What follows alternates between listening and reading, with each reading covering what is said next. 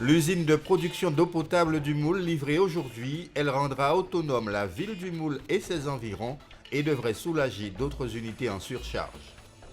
Rentrée universitaire, l'UAG laisse la place à l'Université des Antilles, une appellation à laquelle il faudra s'habituer après presque 35 ans. Les opérations de solidarité avec la Dominique se multiplient. Cette fois, le Lions Club se joint à l'action. Le journal, Nicolas Beaubrun. Mesdames, Messieurs, bonsoir et bienvenue sur Alizé pour votre édition de 19 heures.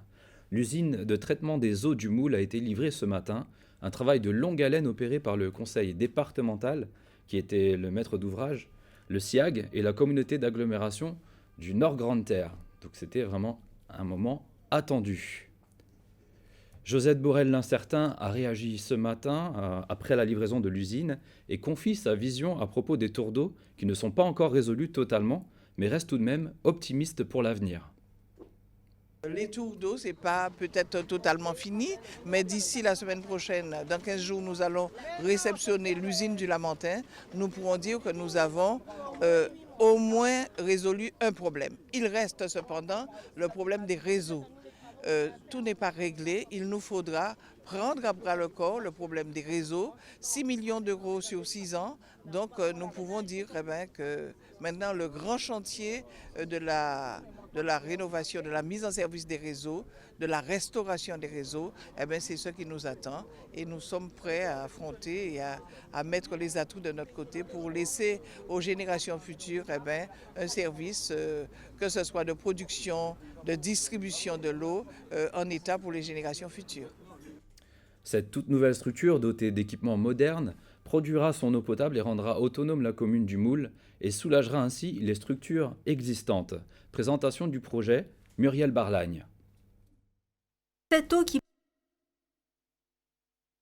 qui provient de Bras-David n'est pas encore potable. La première étape consiste à la débarrasser de ces grosses particules. Elle est ensuite envoyée vers des filtres à sable, un traitement en 2 niveaux, classique.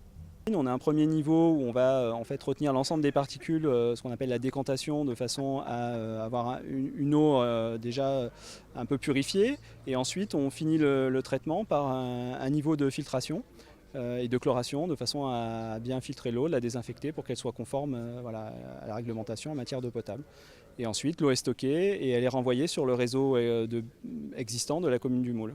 Après 10 mois de travaux, Pierre Haricot a présenté ce matin la nouvelle usine de traitement d'eau potable aux différents élus concernés. Les représentants du conseil départemental, maîtres d'ouvrage délégués, ceux de la communauté d'agglomération du Nord Grande-Terre, propriétaires de l'usine, mais aussi ceux du SIAG.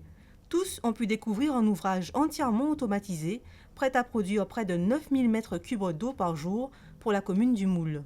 Pour les usagers, je dis que c'est une très bonne chose. Et moi, personnellement, je crois qu'on aurait eu cette usine à la fin du dernier trimestre 2015. Donc, je suis satisfaite, le pari a été tenu. Pendant un mois, il y aura effectivement des réglages à faire, mais à partir d'aujourd'hui, à partir de mardi, on pourra effectivement livrer de l'eau dans les réservoirs de Changrier. Les Mouliens gagneront ainsi en autonomie en matière de production et de distribution d'eau potable. De quoi soulager les autres usines. Elles fonctionnent au-delà de leur capacité sans pour autant parvenir à répondre à la totalité des besoins. De plus, elles se font vieilles. L'usine de la digue, plus spécifiquement, et l'usine de Bellocado sont les 2 usines qui produisent le plus grand volume d'eau et qui distribuent à toutes les communes membres du SIAG, mais aussi à nos clients, que sont Pointe-à-Pitre, que sont les Abîmes, que sont le Lamentin, que sont le Moule jusqu'à présent, ces volumes d'eau. Et donc ce n'est pas tant la canalisation principale qui pose problème, mais que toutes les canalisations connexes ou annexes. C'est tout le réseau qui doit être revu, et en particulier le réseau des canalisations qui est vétuste. Cela nécessite des travaux d'emblée. Ce sont des travaux de grande urgence. Autre solution rapide, le renforcement de l'unité de production du Lamentin. Mais il faudra attendre encore quelques semaines pour que les tours d'eau s'arrêtent, la sécheresse étant l'une des raisons de ces coupures. Faisons un point sur les tours d'eau à présent. Donc les communes et sections qui étaient concernées aujourd'hui étaient Saint-François, donc la commune du Saint-François, donc avec les sections allant du bourg à la section bois Eusèbe et l'île de la Désirade qui a été concernée pour ce vendredi 4 septembre. Pour ce samedi 5 septembre, ce sera la commune de Capesterbello, donc l'ensemble de la commune. Un mot de politique à présent. C'est à la une de l'édition du jour du quotidien France Antilles. Marie-Luce Panchard confirme qu'elle ne conduira pas de liste aux élections régionales et qu'elle apporte son soutien total au candidat Harry Chalus. Jean-Luc Icard, vous êtes le rédacteur en chef d'Alizé Guadeloupe. Est-ce une nouvelle surprenante ? Mais je vous répondrai d'abord que ce n'est pas une nouvelle. D'abord parce que l'on savait avant cette annonce qu'un vote en ce sens avait eu lieu au sein de la majorité municipale de Basse-Terre. Et puis dès lors que Lucette Michaud-Chevry en personne avait affirmé et affiché même son soutien à Harry Chalus, la chose était entendue. Ce n'est pas une nouvelle non plus parce qu'à l'évidence, la conjoncture n'est pas favorable, n'est pas propice à la candidature de Marie-Luce Panchard, qui doit d'abord songer à conforter son leadership dans sa ville et à redorer aussi son image quelque peu ternie par le déficit révélé 2 fois plus important que ce qu'elle avait annoncé. Ce que confirme cette annonce, c'est ce que nous avions déjà dit ici, la constitution d'un véritable front anti-Lurel qui va de droite à gauche, c'est-à-dire de Lucette Michaud-Chevry à Jacques Gillot du GUSR et consorts, ainsi qu'Olivier Servat. Seul pour l'instant, Laurent Bernier semble vouloir faire bande à part en conduisant sa liste estampillée droite, estampillée même républicain. Alors ce front anti-Lurel, il aura probablement un inconvénient, celui de faire apparaître Harry Chalus comme le pion poussé par d'autres, mais il aura sans doute aussi un avantage, celui de cristalliser toutes les forces anti-Lurel, notamment en vue d'un second tour au régional, ce que redoute le président sortant. Merci Jean-Luc Icard. Je rappelle pour les téléspectateurs que vous êtes le rédacteur en chef d'Alizé Guadeloupe. Et un autre rappel, pour les élections régionales qui auront lieu les 6 et 13 décembre prochains, vous pouvez encore vous inscrire jusqu'au 30 de ce mois. Et puis ce fait divers, hier vers 17h30, 2 jeunes ont été interpellés en possession d'une arme chargée par une équipe de la brigade anticriminalité alors qu'ils circulaient à scooter à Pointe-à-Pitre. Ils correspondaient au signalement d'individus impliqués dans des vols à la tire. En plus de conduire sans permis ni assurance, les 2 interpellés étaient en possession d'une petite quantité d'herbe et surtout d'une arme de poing chargée. Une toute autre actualité à présent, après la crise qu'a connue l'université, l'apaisement est revenu. Cette nouvelle université des Antilles fait peau neuve et entend écrire une nouvelle page. Bénédicte Jourdier est allée à la rencontre des élèves. Reportage. Sur les panneaux, le nom n'a toujours pas été modifié, mais nous sommes bien à l'Université des Antilles, anciennement l'Université Antilles-Guyane. Depuis le début de la semaine, les étudiants font leur rentrée et pour eux, il n'y a pas de grand changement. Je suis rentré donc mardi, le 2 septembre. Donc concernant la rentrée, donc c'est une rentrée comme les autres.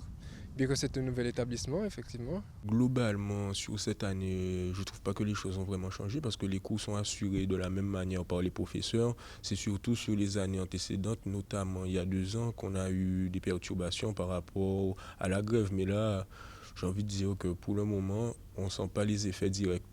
Au jour d'aujourd'hui, on n'a pas pu constater de grandes différences. Cependant, le concours de médecine, c'était pour Guyane, Martinique et Guadeloupe.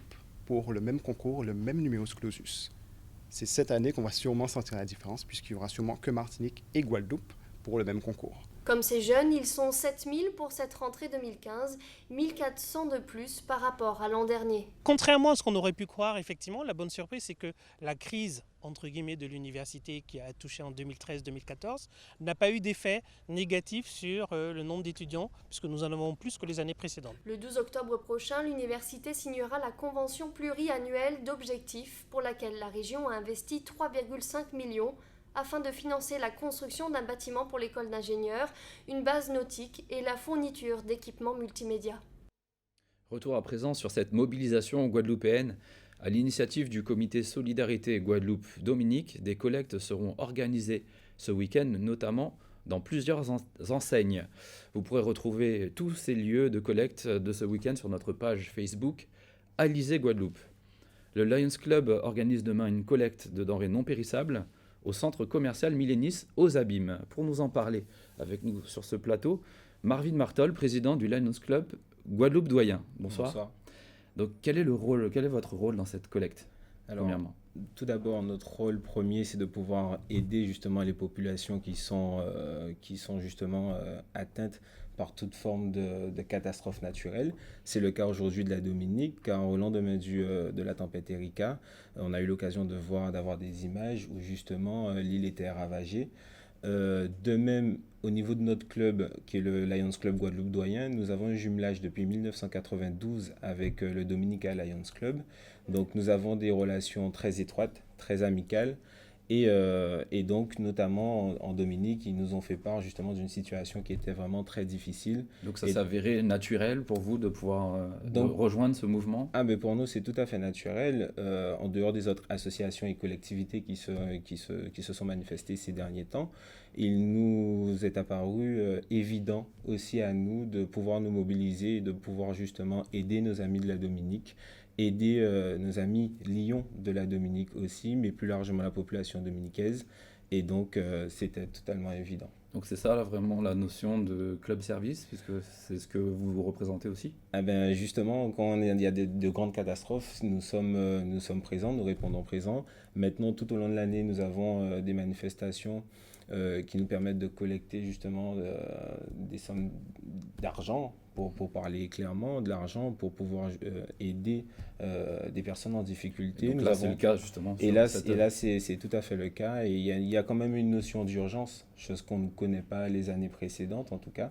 Donc là, il y a une notion d'urgence et donc là, on répond à l'urgence. Est-ce que vous vous déplacerez pour justement avoir le suivi de ces collectes? Alors justement, il est prévu que la semaine prochaine, je rentre en contact avec certains organismes qui vont acheminer des matières, des denrées et autres, et engins aussi.